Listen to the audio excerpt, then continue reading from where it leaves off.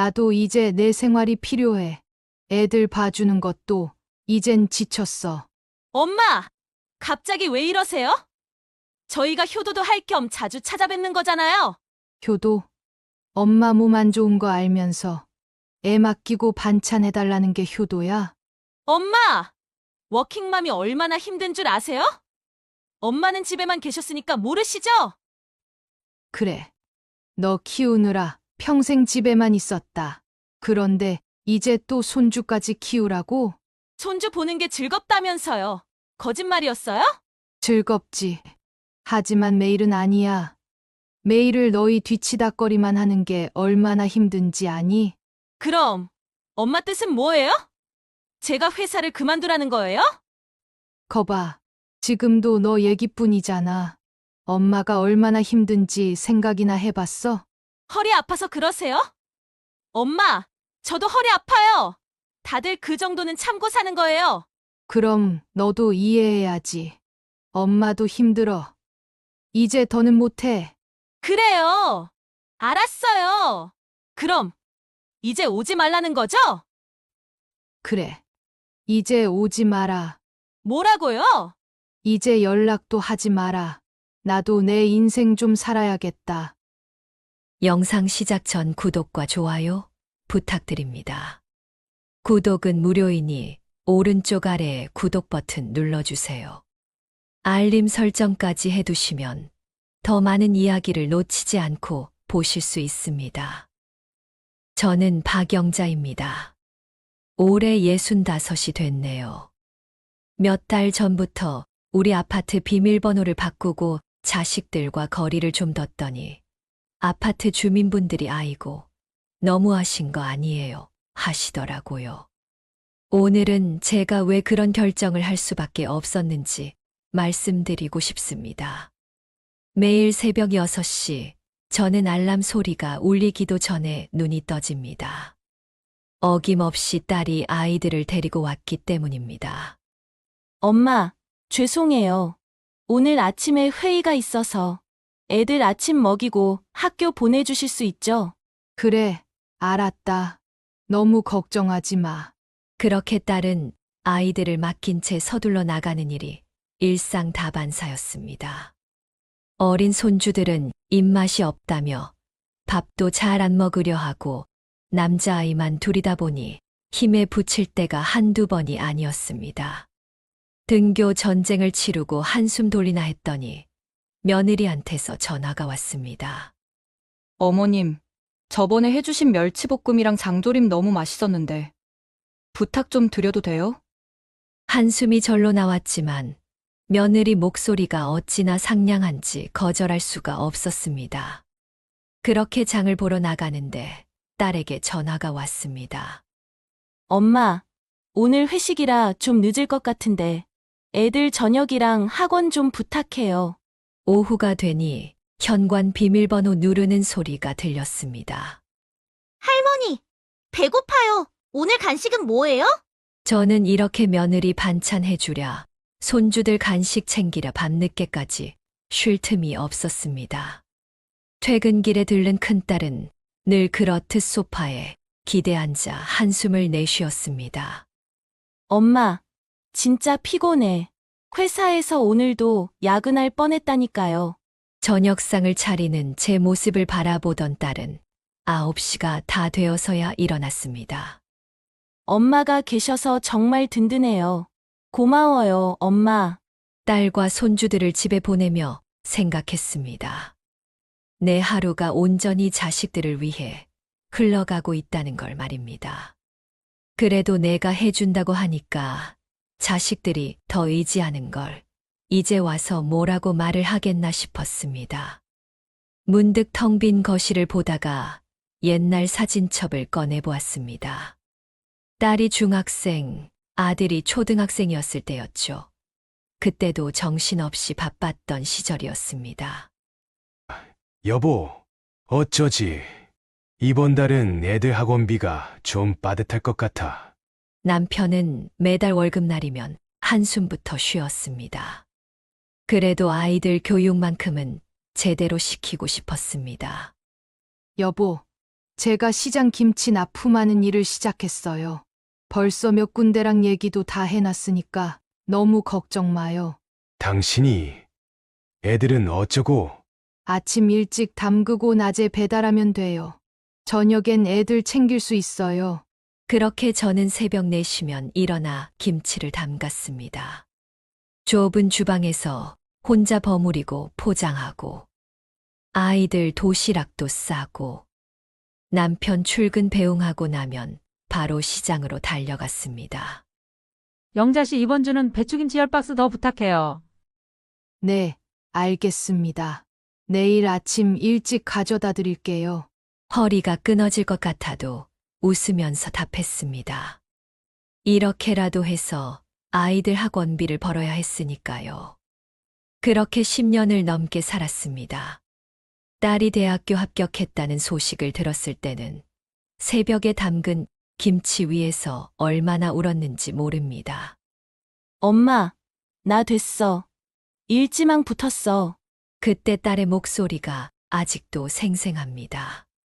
아들도 좋은 대학에 들어가고 두 아이 모두 결혼도 하고 그렇게 제 젊음을 바쳐 키운 아이들이었습니다. 세월이 참 빠르단 생각을 하니 문득 제 어머님 생각이 났습니다. 요즘 며느리들이 친정엄마한테 투정 부리는 걸 들으면 제가 엄마에게 똑같이 했던 일들이 떠올라 마음이 아프더군요. 그때는 이해하지 못했는데 엄마도 저처럼 자식 키우느라 고생하셨을 텐데 말이죠. 세월이 참 빠르게 흘러갔습니다. 어느새 남편도 퇴직을 하고 아이들도 다 결혼을 했습니다. 이제는 정말 제 시간을 가질 수 있겠다 싶었습니다. 여보, 저 복지관 요가 배우러 다녀올게요. 그래, 당신도 이제 좀 쉬어야지. 평생 고생했잖아. 처음으로 제 건강을 챙기는 재미를 알게 되었습니다. 요가 수업에서 만난 친구들과 운동도 하고 수업 끝나고 커피 한잔 하면서 수다 떠는 재미가 쏠쏠했습니다. 영자 씨, 우리 다음 주에 단풍 구경 가기로 했잖아요. 이번에는 꼭 가요. 친구들과의 약속이 생기니 아침부터 설레었습니다. 평생 남편과 아이들 스케줄에 맞춰 살다가 이제야 제 약속이 생긴 게 신기하기만 했죠. 복지관에서는 요가만 하는 게 아니었습니다. 스마트폰 교실도 있고 노래 교실도 있어서 이것저것 배우는 재미가 쏠쏠했습니다. 특히 스마트폰 교실에서 배운 카톡으로 친구들이랑 대화하는 게 즐거웠습니다. 어머, 영자 씨 요새 젊어지신 것 같아요. 피부도 좋아지고. 아침마다 요가하고 산책하니 몸이 가벼워지는 게 느껴졌습니다. 친구들이랑 도시락 싸들고 공원에 가서 먹기도 하고 때로는 남편이랑 근교 여행을 다녀오기도 했습니다. 엄마, 복지관이 그렇게 재밌어요? 요즘 복지관만 다니시네. 집에서 좀 쉬시지. 딸이 투덜거릴 때마다 괜히 서러워졌습니다. 평생 가족들 뒷바라지하느라 못 가졌던 제 시간을 이제야 갖는 게 뭐가 잘못됐다는 걸까요? 요가를 시작하고 2달쯤 지났을까요? 이제는 아침에 일어나는 게 기다려졌습니다. 더 이상 누군가를 위해 일어나는 게 아니라 제 자신을 위해 하루를 시작하는 기분이 참 좋았습니다. 남편도 제 변화를 좋아했습니다. 저녁에는 같이 드라마도 보고 주말에는 등산도 다니고 오랜만에 신혼 때처럼 둘만의 시간도 가질 수 있었죠. 한참 드라마에 빠져 있는데 며느리의 전화가 왔습니다. 어머님, 혹시 저희 애들 내일 좀 봐주실 수 있으세요? 그래, 데려와라. 거절하고 싶었지만 이미 입에서는 데려오라는 말이 나와 버렸습니다. 그렇게 또다시 시작된 손주 돌보기. 요가 수업도 빠지게 되고 친구들과의 약속도 하나 둘 미루게 되었습니다. 처음엔 한 번이겠지 했던 게 어느새 일상이 되어버렸습니다. 어머님, 지혁이가 어머님이랑 너무 친해졌나 봐요. 어머님 아니면 안 된다네요. 엄마, 애들이 할머니 집에 가는 걸 제일 좋아해요. 역시 친정이 최고라니까. 그런 딸과 며느리의 달콤한 말에 취해 있던 저는 그게 제 인생의 새로운 시작을 무너뜨리고 있다는 걸 미처 알지 못했습니다. 달력을 보니 오늘은 복지관 친구들과 약속한 날이었습니다. 그런데 아침부터 며느리가 아이를 데리고 오는 바람에 벌써 약속을 3번이나 미루게 되었습니다. 어머님, 오늘 애기 좀 봐주세요. 미용실 예약이 있어서요. 거실은 금세 아이의 장난감으로 어질러졌습니다. 그렇게 손주를 돌보다 보면 어느새 저녁이고 설거지를 하고 있으면 딸이 퇴근길에 들르는 게 일상이 되어버렸습니다. 엄마, 오늘 반찬 뭐 했어요? 아, 냉장고에 반찬 하나도 없네. 엄마, 반찬에 집밥 먹고 싶었는데. 한숨이 나왔습니다. 며칠 전에 해준 반찬들은 다 어디로 갔을까요? 새벽부터 일어나 정성스레 담근 김치는 분명 큰 통으로 있었는데 허리 아픈 것도 참아가며 만든 청경채 무침도 이틀 전에 큰 그릇으로 했는데 이상했습니다. 어머님, 제가 반찬 조금 가져갔어요. 신랑이 어머님 반찬 너무 좋아해서요. 며느리가 슬그머니 말했습니다. 지난번에도 제가 밤새 담근 김치를 통째로 가져갔습니다. 몇 번이나 적당히 가져가라고 했지만 며느리는 매번 통째로 가져가 버립니다. 내 정성을 알아주는 것 같아 기쁘면서도 한편으로는 이렇게 매번 빈 냉장고를 마주하는 게 서글퍼지더군요. 엄마, 이따 김서방이 데리러 온다는데 저녁 먹고 가도 되죠? 아직 설거지도 못했는데 딸은 벌써 남편에게 전화를 걸고 있었습니다. 저녁거리를 사러 마트도 가야 하는데 발이 천근만근이었습니다. 그래도 미리 얘기를 해주지 그랬니? 말이 채 끝나기도 전에 현관 비밀번호 누르는 소리가 들렸습니다. 사위가 퇴근길에 들른 것이었습니다. 우리 집 비밀번호가 온 가족의 공용 번호가 된 것 같았습니다. 장모님, 오늘은 뭐 해주시나요? 장모님 음식 정말 최고라니까요. 남편도 이제는 말이 없습니다. TV 소리도 제대로 들리지 않는 거실에서 한숨만 쉬고 있었습니다. 저녁을 먹고 설거지를 하고 있으니 딸이 슬며시 다가와 어깨를 주물러 주더군요. 엄마, 우리가 너무 폐를 끼치나. 난 그래도 엄마 그늘이 있어서 얼마나 다행인지 몰라요. 그 말을 듣는 순간 괜히 마음이 약해져서 아니야, 괜찮아. 라고 말하고 말았습니다. 그렇게 또 하루가 지나고 밤늦게까지 치우고 정리하다 보면 요가 선생님께 죄송하다는 문자 하나 보낼 기운조차 남아있지 않았습니다. 침대에 누워 천장을 바라보며 생각했습니다. 오늘도 못 간 요가, 못 만난 친구들. 내일은 꼭 가야지 하는 다짐이 공허하게 느껴졌습니다. 그날도 여느 때처럼 자식과 손주들을 챙기느라 정신이 없었습니다. 설거지를 하던 중 그만 허리에 찌릿한 통증이 왔습니다. 며칠 전부터 좋지 않았던 터라 다음 날 아침 일찍 병원에 갔죠. 의사 선생님은 제 MRI 사진을 보더니 고개를 절레절레 저었습니다. 많이 무리하셨네요. 디스크가 심각한 상태입니다. 당분간 허리를 쓰는 일은 절대 삼가셔야 해요. 처방전을 받아들고 돌아오는 길에 딸에게 전화가 왔습니다. 엄마, 내일 애들 좀 봐주실 수 있죠? 제가 급한 회의가 생겨서요. 미안해. 엄마가 허리가 좀 안 좋아서. 엄마, 그래서 애들 못 봐주신다고요. 저 진짜 중요한 회의라 빠질 수가 없는데. 자식들 귀에는 제 아픔보다 자기 일정이 지켜지지 못하는 게 중요했나 봅니다. 그래도 이번엔 정말 몸이 안 좋아서 거절했습니다. 처음 하는 거절에 딸은 투덜대며 전화를 끊어버렸지만 저는 끝내 딸이 마음에 걸려 손주들을 봐주기로 했습니다. 설상가상으로 며느리는 주말에 제주도 여행을 간다며 손주들을 부탁해 오는데 누구는 봐주고 누구는 못 봐준다 할 수가 없어 주말까지 손주들을 돌봐야 했습니다. 아픈 몸으로 손주들을 보는 게 안타까웠는지 남편이 걱정스러운 눈으로 저를 바라봤습니다.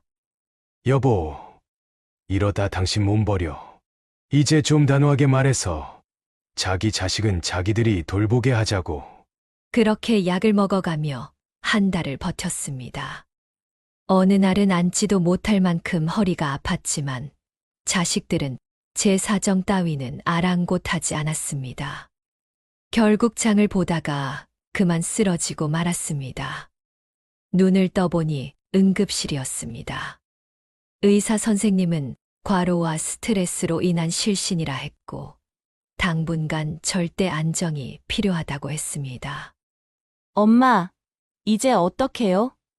애들은 누가 봐줘요? 제가 회사 그만둬야 하나요? 병실에 찾아온 딸의 첫마디였습니다. 그 말을 듣는 순간 왈칵 서러움이 올라왔습니다. 제가 쓰러진 게 문제가 아니라 손주를 못 봐주는 게 더 큰 문제인가 봅니다. 엄마가 아프시면 저희는 어떡해요? 애들 학원도 다 엄마 근처로 알아봤단 말이에요. 딸의 걱정 어린 목소리에 담긴 진심이 더 마음을 아프게 했습니다. 퇴원하시면 저희가 번갈아 가면서 들를게요. 애들만 계속 봐주세요. 네? 딸의 말에 며느리도 고개를 끄덕였습니다. 제 병수 바른 뒷전이고 손주 돌보는 일부터 걱정하는 그들의 모습을 보니 속이 싸해졌습니다. 침대에 누워 천장을 바라보는데 지금까지 제 삶이 모두 거짓말처럼 느껴졌습니다. 이제는 달라져야 할 때가 온 것 같았습니다. 퇴원하고 일주일째 되던 날이었습니다. 아침부터 며느리가 아이를 데리고 왔습니다. 어머님, 좀 어떠세요? 아직은 좀 불편하시죠? 힘드신 건 아는데 애들 2시간만 부탁드려도 될까요? 아직 허리도 완전히 낫지 않아 거절하려는 찰나 현관문 비밀번호 누르는 소리가 들렸습니다. 딸이었습니다. 엄마! 오늘 회사에서 세미나가 있어서 애들 좀 부탁드려요. 저녁에 올게요. 순간 속에서 무언가가 확 올라왔습니다. 안 된다. 이렇게 불쑥불쑥 찾아와서 애들만 맡기고 가는 거 이제 하지 마라. 네? 뭐라고요? 나도 이제는 내 생활이 필요해. 애들 봐주기도 이제 지쳤어. 엄마! 갑자기 무슨 말씀을 하시는 거예요? 저희가 효도도 할 겸 자주 찾아뵙는 거잖아요. 애들도 초등학생인데 힘들게 하는 것도 없고요. 효도? 내가 말하는 그 효도가 뭔지 나도 한번 들어보자.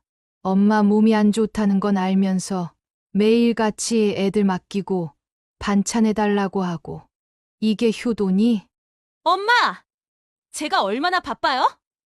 워킹맘이 얼마나 힘든 줄 아세요? 엄마는 전업주부로 사셨으니 알 리가 없으시죠? 그래. 나는 너 키우느라 일도 못하고 집에만 있었다. 근데 지금은 나이 들어 편하게 살만 하니까 또 너희 뒷바라지 하라고? 내가 평생 너희 애들까지 키워야 하는 거니?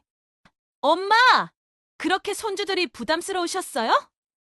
언제는 손주 보는 게 즐겁다고 하시더니 거짓말이었어요? 즐거운 건 맞아. 하지만 하루 종일, 매일매일은 아니다. 나도 나이가 있어서 힘에 부친단 말이다. 너희들은 필요할 때만 오면 되지만 난 쉴 틈이 없어. 엄마! 그럼 제가 회사를 그만둬야 해요? 그게 엄마 바람이에요? 아니면 비싼 시터를 둬요? 애들 사교육비도 만만찮은데 이 정도도 못 해주시냐고요? 거봐. 지금도 내 얘기뿐이잖아. 엄마는 어떨지, 엄마 건강은 어떨지, 그런 생각은 하나도 안 하고. 건강이요? 엄마 그거 알아요? 저도 허리 아파요. 저도 힘들어요. 근데 누구한테 이런 말도 못하고 매일 버티고 있다고요? 그럼 더 이해해야지. 엄마도 힘들다는 걸 이해해야지.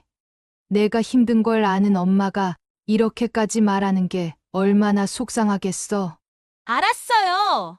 그럼 이제 오지 말라는 거죠? 손주들도 보고 싶지 않으시다는 거고, 제가 너무 엄마 인생의 짐이 됐나 보네요. 그렇게 말 돌리지 마. 그냥 약속하고 오면 안 될까? 불쑥불쑥 오지 말고 나도 내 시간이 있다는 걸 알아줬으면 해. 엄마! 정말 이러실 거예요? 그동안 제가 얼마나 열심히 살았는데, 엄마는 제 편이 아니었네요. 알았어요. 다신 안 올게요. 그렇게 딸은 현관문을 쾅 닫고 나가버렸고, 며느리도 아이를 데리고 서둘러 나갔습니다. 딸이 나가고 한참을 멍하니 앉아 있는데 전화기가 울렸습니다. 아들이었습니다. 엄마, 누나한테 전화 받았는데 엄마가 이제 우리 보고 오지 말라고 하셨다면서요? 그게 아니라 말을 잇기도 전에 아들이 말을 끊었습니다. 누나가 얼마나 울었는지 아세요? 엄마 뵙겠다고 매일 들렀다면서요. 근데 오지 말라고 하신 건 너무하신 거 아니에요? 누군가에게 이야기하듯 멀리서 딸의 목소리가 들렸습니다. 아마 아들 집에 가 있는 듯 했습니다. 그리고 지혁이 엄마도 얼마나 속상해하는지 아세요? 엄마한테 최대한 피해 안 끼치려고 어린이집도 보냈는데 이렇게 하시면 저희도 섭섭하죠. 엄마가 그런 뜻으로 한 말이 아니라 됐어요. 엄마, 이제 편하게 사세요. 저희가 다신 찾아가지 않을게요. 그걸 바라시는 거죠. 이제 명절에도 안 갈 테니 신경 쓰지 마시고 편하게 남은 인생 즐기세요. 전화가 끊겼습니다. 그제야 눈물이 왈칵 쏟아졌습니다. 내가 잘못했나? 너무 심했나? 싶어 한참을 울고 있는데 남편이 조용히 다가와 어깨를 두드렸습니다. 잘했어. 언제까지 자식들 뒷바라지만 하고 살 순 없잖아. 여보, 우리가 잘못하고 있는 걸까요? 아니요. 당신 몸도 생각해야지. 자식들 다 키워놨는데 이제는 우리 생활도 좀 찾아야지. 잘했어. 그때 또다시 전화가 울렸습니다. 이번엔 사위였습니다. 장모님, 제가 와이프 마음 좀 풀어보려고 했는데 도저히 안 되네요. 그동안 장모님께 너무 많이 의지한 것 같아요. 와이프가 회사 그만두겠다고 하는데 좀 말려주세요. 사위의 말에 가슴이 덜컥 내려앉았습니다. 회사는 왜 그만둬? 장모님께서 손주들 부담스러우시다고 하셨다면서요? 와이프가 많이 상처받은 것 같아요. 제 말은 하나도 안 들렸는지 자기들 맘대로 해석해서 서로 상처받았다는 말만 하는 걸 보고 있자니 한숨이 절로 나왔습니다. 그날 밤 딸이 가족 단체 카톡방에 장문의 글을 올렸습니다. 엄마가 우리 보기 싫댔죠? 평생 엄마 속만 썩인 내가 잘못이지. 애들 맡기고 직장 다닌 게 죄지. 이제 다신 안 갈게요. 명절에도 생신에도 각자 알아서 보내는 걸로 알고 있을게요. 나는 이제 엄마한테 기대 안 할 거니까. 엄마도 나한테 기대하지 마세요. 딸의 장문의 메시지를 읽고 휴대폰을 내려놓았습니다. 제 마음도 아프지만 딸의 마음은 더 아플 것 같아 가슴이 저려왔습니다. 하지만 이런 식의 감정적인 반응이야말로 제가 평생 자식들 앞에서 보여준 모습이었죠. 그래서 자식들이 저를 더 쉽게 생각했던 걸지도 모릅니다. 오랫동안 거실 소파에 혼자 앉아 창밖만 바라보았습니다. 어둠이 내린 창밖에는 가로등 불빛만이 외롭게 빛나고 있었습니다. 그 불빛을 보며 결심했습니다. 내일이면 현관 비밀번호를 바꿔야겠다고. 이제는 감정으로만 대처할 게 아니라 제 삶을 지키기 위해 단단한 선을 그어야 할 때라고 말입니다. 현관 비밀번호를 바꾸고 일주일이 지났습니다. 처음으로 맞이하는 조용한 주말 아침이었습니다. 남편이 텔레비전을 보는 동안 저는 베란다에 화분을 하나 올려놓았습니다. 딸이 결혼하던 해에 샀던 화분인데 그동안 손주들 돌보느라 잊고 있었네요. 여보, 오늘은 뭐 하고 싶은 거 없어? 네. 당신 하고 싶은 거 해요. 시간도 많잖아요. 말은 이렇게 했지만 혹시나 자식들에게서 연락이 올까 하는 마음에 자꾸 휴대폰만 들여다보게 되었습니다. 시계를 보니 평소 같았으면 며느리가 아이를 데리고 왔을 시간인데 조용한 거실에 앉아 커피 한 잔을 마시고 있자니 이상하게 마음이 좀 헛헛했습니다. 복지관에서 하던 요가 수업도 다시 나가보려 했지만 발걸음이 쉽게 떨어지지 않았습니다. 한동안 못 나간다고 하니 선생님께서 문자를 보내셨습니다. 영자님, 많이 편찮으세요? 얼른 요가 수업에서 뵐 수 있으면 좋겠습니다. 요가 선생님의 문자를 보고 한참을 망설였습니다. 요가를 시작할 때만 해도 일주일에 2번씩 빠지지 않고 나가던 수업인데 요즘은 자식들 때문에 몸도 마음도 지쳐서 도저히 갈 수가 없었습니다. 처음엔 손주들이 오지 않는 날에 맞춰서라도 나가보려 했지만 그마저도 여의치 않았죠. 손주들을 봐주다 허리가 아파 며칠 쉬었더니 자식들은 그 틈을 타서 더 자주 들락거렸으니까요. 몸은 이제 많이 좋아졌는데 선생님께 뭐라고 답장을 보내야 할지 모르겠습니다. 제 입으로 자식 때문에 못 나간다고 하자니 창피하기도 하고 그렇다고 아프다고 거짓말을 하자니 그것도 내키지 않고 참으로 마음이 무겁더군요. 휴대폰을 내려놓고 한숨을 쉬는데 남편이 거실로 나왔습니다. 여보, 점심은 나가서 먹을까? 아니요. 그냥 집에서 먹어요. 냉장고 문을 열어보니 반찬이 몇 개 없었습니다. 예전 같았으면 딸이 퇴근길에 들러 저녁 먹고 갔을 텐데 라는 생각에 마음 한켠이 허전했습니다. 주말이라 장을 보러 나갔었는데 그것도 참 낯설기만 했습니다. 평소엔 손주들 간식에 반찬거리까지 늘 카트 가득 장을 봤는데 그날은 달랐습니다. 계산대 앞에서 카트를 보니 장바구니가 너무 허전해 보였습니다. 아이고, 영자씨. 장 보러 오셨네요. 마트에서 만난 이웃집 아주머니의 인사에 어색하게 웃었습니다. 요즘은 자제분들 안 오나 봐요. 전에는 맨날 북적거리더니. 네. 좀 바쁜가 봐요. 짧게 대답하고 발걸음을 재촉했습니다. 집으로 돌아와 거실 소파에 앉았습니다. 처음으로 맞이하는 조용한 주말이 낯설기만 합니다. TV를 켜고 채널을 이리저리 돌려봐도 재미가 없었습니다. 요가 수업에서 배웠던 동작들을 혼자 해보려 했지만 이것도 영 집중이 되지 않았습니다. 복도 끝 창가에 놓인 화분에 물을 주다가 문득 이 화분을 선물했던 작은 아들 생각이 났습니다. 발코니에 나가 빨래를 개다가도 손주들 옷이 보이지 않으니 왠지 허전했습니다. 늘 시끄럽다고만 생각했던 이 공간이 이렇게 고요할 줄은 몰랐습니다. 평소라면 이맘때 큰딸이 퇴근하고 들어와 이런저런 회사 이야기를 하고 있을 시간이었습니다. 소파에 앉아 한동안 멍하니 창밖만 바라보았습니다.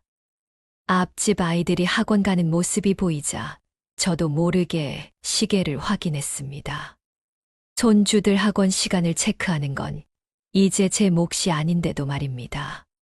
전화기를 만지작거리다 문자함을 열어보았습니다. 딸에게서 온 마지막 메시지는 일주일 전, 그날 밤에 보낸 장문의 글이 전부였습니다. 투정 섞인 말투로 가득한 그 메시지를 다시 읽어보니 제가 평생 자식들에게 지었던 표정이 떠올랐습니다. 답장을 쓰려다 그만두었습니다. 아직은 조금 더 시간이 필요했기 때문입니다. 현관 비밀번호를 바꾸고 한 달이 지났습니다. 남편 생일이 다가오고 있었죠. 매년 자식들 불러서 북적거리게 차려놓았던 생일상이 올해는 처음으로 조촐해질 것 같았습니다. 여보, 올해는 밖에 나가서 둘이 먹을까? 아니요. 그래도 제가 요리해야죠. 얼른 시장 가서 장 봐올 테니 기다려요. 시장에 나가보니 제철 생선이 눈에 띄었습니다. 평소 같았으면 큰 것으로 골라서 식구들 다 모여 먹으려고 했을 텐데 오늘은 작은 도미 한 마리를 집어들었습니다. 아이고, 영자씨. 남편 생일이라고 장 보러 나오셨구만. 근데 왜 이렇게 조금만 사요? 네. 올해는 조용히 지내려고요. 애들은?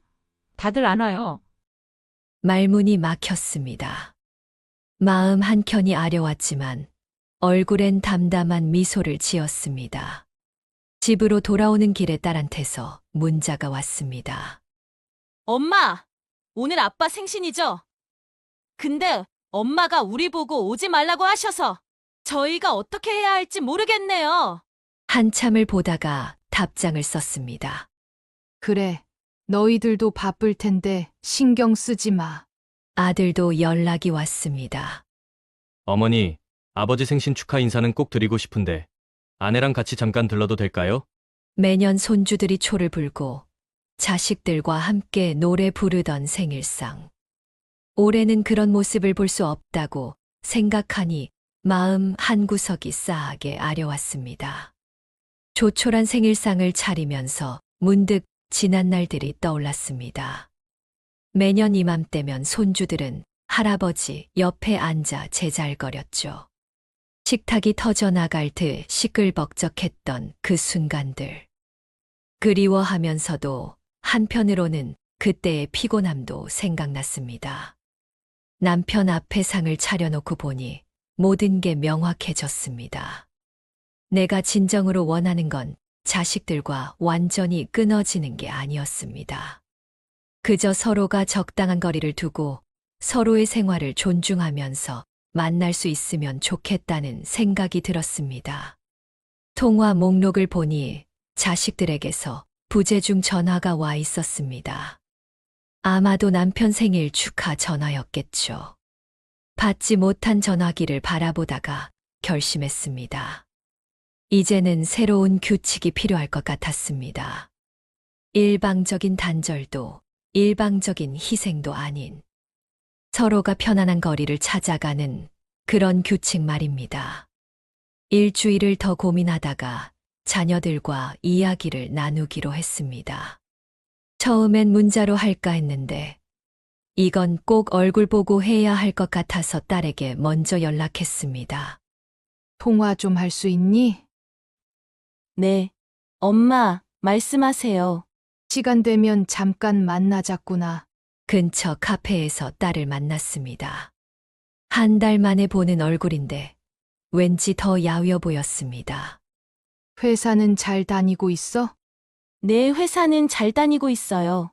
애들은? 애들도 잘 지내고 있죠. 회사 다니면서 애들 학원 시간 맞추는 게 보통 일이 아니더라고요. 평소였다면 그래서 내가 봐줄게 했을 텐데 오늘은 꾹 참았습니다. 엄마, 제가 너무했죠? 엄마가 아프신데도 제 얘기만 하고. 엄마도 잘못했어. 화가 나서 너무 심하게 말했나 봐. 그런데 딸아, 엄마가 하고 싶은 말이 있어. 네, 말씀하세요. 앞으로는 서로 약속하고 만났으면 좋겠어. 갑자기 와서 밥 먹고 애들 맡기고 그러지 말고 엄마도 이제 나이가 있잖니. 커피잔만 만지작거리던 딸이 고개를 들었습니다. 눈가가 붉어져 있었지만 이해한다는 듯 천천히 고개를 끄덕였습니다. 네, 엄마, 말씀이 맞아요. 제가 너무 엄마만 의지했죠. 그동안 제가 엄마를 너무 당연하게 생각했나 봐요.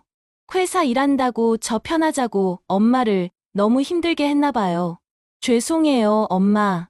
손을 뻗어 딸의 손을 잡았습니다. 차가워진 커피를 한참 동안 마시며 이런저런 이야기를 나눴습니다. 오랜만에 서로의 마음을 이해하려 노력하면서 대화를 나누어서일까요? 묵직했던 가슴이 조금은 가벼워지는 것 같았습니다. 집으로 돌아오는 길에 아들한테 전화를 걸었습니다. 딸과 나눈 이야기처럼 아들 내외와도 차분히 대화를 나눠야겠다는 생각이 들었습니다. 다음 날 작은 아들 내외가 찾아왔습니다. 아들은 무뚝뚝하게 앉아 있었지만 며느리는 조심스레 제 눈치를 살폈습니다. 어머니, 저희가 너무 마음대로 했죠? 아니다. 괜찮아. 너희도 바빠서 그랬겠지. 그래도 이제부턴 서로 약속이 필요할 것 같아서 불렀어. 며느리가 어색하게 손끝을 만지작거리며 고개를 끄덕였습니다. 사실 어머니가 해주시는 반찬이 너무 맛있어서 신랑도 좋아하고 그러다 보니 욕심을 부렸나 봐요.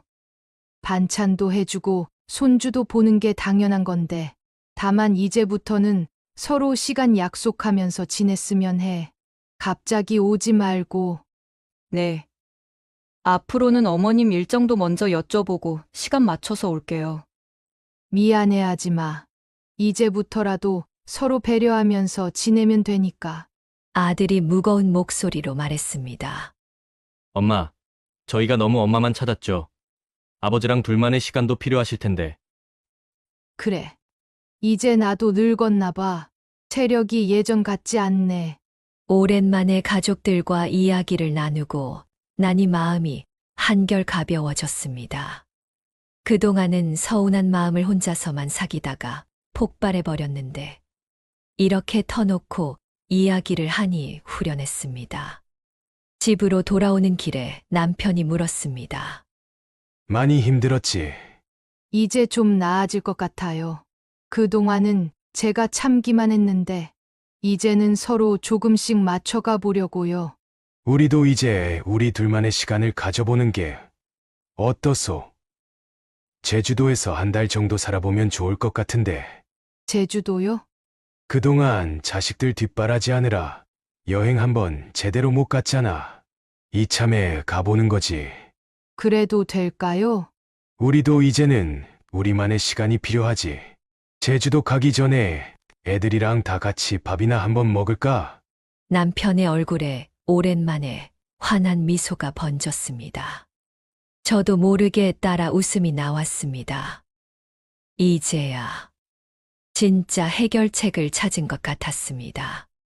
한 달이 지나고 자식들과의 약속은 잘 지켜지고 있었습니다. 주말에 손주들이 온다고 하니 이제는 그게 부담이 아닌 설렘으로 다가왔습니다. 할머니, 보고 싶었어요. 현관문을 열고 들어오는 손주들의 목소리가 이제는 반갑기만 합니다. 예전처럼 불쑥 오는 게 아니라 며칠 전부터 약속하고 오니 저도 마음의 준비가 되더라고요. 엄마, 저희 2시간만 있다 갈게요. 애들 학원 가기 전까지만요. 딸의 말에 고개를 끄덕였습니다. 이제는 서로의 시간을 지켜주려 노력하는 모습이 보기 좋았습니다. 어머님, 저번에 해주신 장조림 너무 맛있었어요. 저도 좀 알려주세요. 며느리가 앞치마를 매며 부엌으로 들어왔습니다. 예전에는 완성된 반찬만 가져가더니 이제는 같이 하려고 하는 걸 보니 괜시리 뿌듯했습니다. 그래. 같이 해보자. 부엌에서 며느리와 함께 장조림을 하면서 이런저런 이야기를 나눴습니다. 요즘은 일주일에 한 번씩 자식들과 약속된 시간에 만나는데 이렇게 여유롭게 대화를 나누는 것도 처음인 것 같네요. 어머님, 친정엄마가 돌아가시고 나서 어머님을 더 의지했던 것 같아요. 그래서 가끔은 너무 무리하게 부탁드렸죠. 괜찮아. 이제는 서로 잘 지내면 되는 거지. 딸도 많이 달라졌습니다. 이제는 퇴근길에 불쑥 들르지 않고 미리 연락해서 약속을 잡습니다. 가끔은 남편과 단둘이 드라마 보고 있으면 문자가 오곤 해요. 엄마, 쉬고 계신데 죄송해요. 내일 들려도 될까요? 이런 문자를 받을 때마다 미소가 지어집니다. 그 시간 외에는 저희 부부만의 생활을 즐깁니다. 아침에는 공원을 산책하고 점심은 남편과 둘이 도시락을 싸서 먹기도 합니다. 요가 수업도 다시 나가기 시작했어요. 매주 화요일과 목요일은 제 시간으로 정했고 자식들도 그 시간에는 연락하지 않습니다. 한 달이 지나고 보니 서서히 자리를 잡아가는 것 같았습니다. 자식들도 약속한 날에만 오고 저도 제 시간을 가질 수 있게 되었죠. 남편과 이야기했던 제주도 한 달 살기. 이제는 실현해도 될 것 같았습니다. 드디어 여행 날이 되어 짐을 꾸리면서 자식들에게 카톡을 보냈습니다. 엄마 아빠가 한 달 동안 제주도에 다녀올 거야. 걱정하지 말고. 메시지를 전송하기도 전에 카톡이 왔습니다. 엄마, 저희도 주말에 한번 내려갈게요. 시간 되시면 봬요. 어머님, 즐거운 여행 되세요. 저희는 걱정하지 마시고요. 예전에는 상상도 못했을 일들이 하나둘씩 현실이 되어가고 있습니다. 이제는 자식들도 저희의 시간을 인정해주고 저희도 자식들의 마음을 이해하게 되었으니까요. 남편과 제주도행 비행기에 몸을 기대고 창밖을 바라봤습니다. 구름 사이로 비치는 햇살이 참 따뜻했습니다. 육아와 살림에 파묻혀 살던 젊은 시절이 있었고 자식들 뒷바라지에 치여 살던 중년의 시절이 있었다면 이제는 진정한 저의 시간이 시작되는 것 같습니다. 여보, 저희도 이제 새로운 시작이네요. 창밖으로 석양이 물들어가는 하늘을 바라보며 남편의 손을 꼭 잡았습니다. 이제야 진정한 황혼이 시작되는 것 같습니다. 여러분은 요즘 자식들과의 관계가 어떠신가요? 하루 종일 자식들 뒷바라지하고 손주들 돌보느라 정작 본인의 삶은 잃어버리고 계시진 않나요? 저는 비밀번호를 바꾸는 큰 결심을 하고 나서야 깨달았습니다. 부모도 한 명의 인간이라는 걸 말입니다. 지금 당장은 자식들에게 서운한 마음이 크시겠지만 대화로 풀어가면 해결책은 나옵니다. 자식들도 우리의 마음을 알게 되더군요. 이제는 서로를 이해하고 배려하며 행복하게 지내고 있습니다. 여러분도 늦지 않았습니다. 지금이라도 당신만의 시간을 가지세요. 자식들을 위한 삶이 아닌 나를 위한 삶을 살아보세요. 오늘도 세월의 지혜와 함께 해주셔서 감사합니다. 우리 세대의 이야기가 여러분께 작은 위로가 되었길 바랍니다. 앞으로도 세월이 주는 소중한 이야기들을 여러분과 함께 나누고 싶습니다. 구독과 좋아요, 그리고 알림 설정해 주시면 다음 영상으로 또 찾아뵙겠습니다. 여러분의 이야기도 댓글로 꼭 들려주세요. 감사합니다.